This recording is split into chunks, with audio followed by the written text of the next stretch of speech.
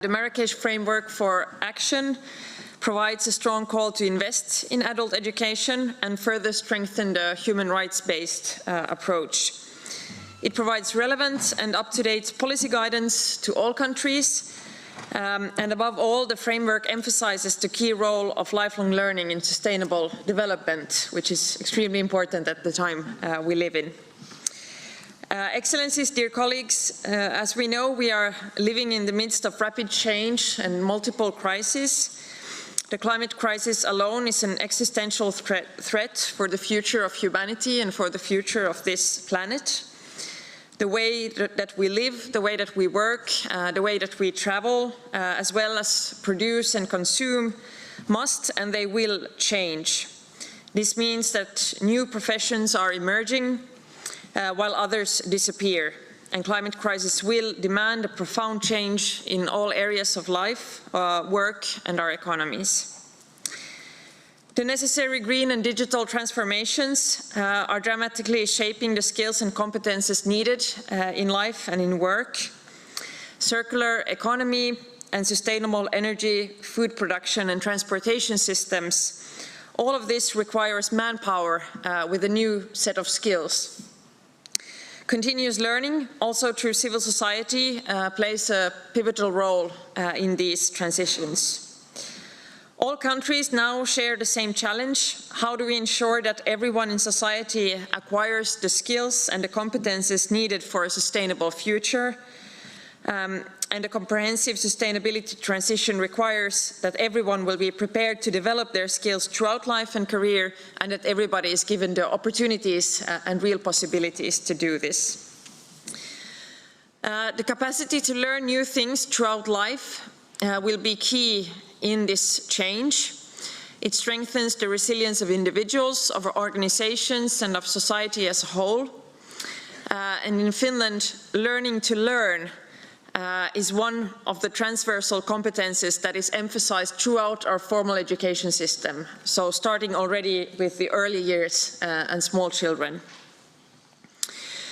As one of the major reforms in Finland, we have recently updated our entire system of continuous education. This reform is still ongoing, and it was prepared as a parliamentary process, which means that all parties, government, opposition, participated and decided on it together, with the main finding that a systematic way must be created to and upskill our working age population. OECD has estimated that close to 500,000 Finnish citizens will need reskilling in the upcoming years. And this challenge, of course, requires a comprehensive and systemic approach for developing education, taking into account many policy sectors, not just education, but also social security, for example, labor market policies, working together with employers. Education systems need to cooperate very closely with working life. And one of the key questions is also how non-formal and informal learning can be more efficiently exploited. It is also pivotal to strengthen mechanisms for recognition of prior learning, also learning acquired, for example, through working life. Our vision is that in Finland everyone will have the opportunity, the tools and the motivation to develop skills and competence throughout careers and lives. This also requires emphasis on career guidance and counseling services for adults and youth alike. I've said that if you want to have lifelong learning, we also need to have lifelong counseling services for people to get information about the opportunities that society provides. We are great friends of system-wide flexibility, individual learning pathways, as well as support and guidance for learners. And we see that we need a broad range of different types of training to various target groups, including those groups that are presently underrepresented when we look at participation in lifelong learning and adult education. We also see TVET as a dynamic part, a very important part of our lifelong learning system, as roughly half of our TVET students at the moment are adults. so they are between 20 and 60 years of age. For example, energy, transport and land use are key sectors in climate mitigation, and they also have the greatest need for innovation and workforce with these new skills.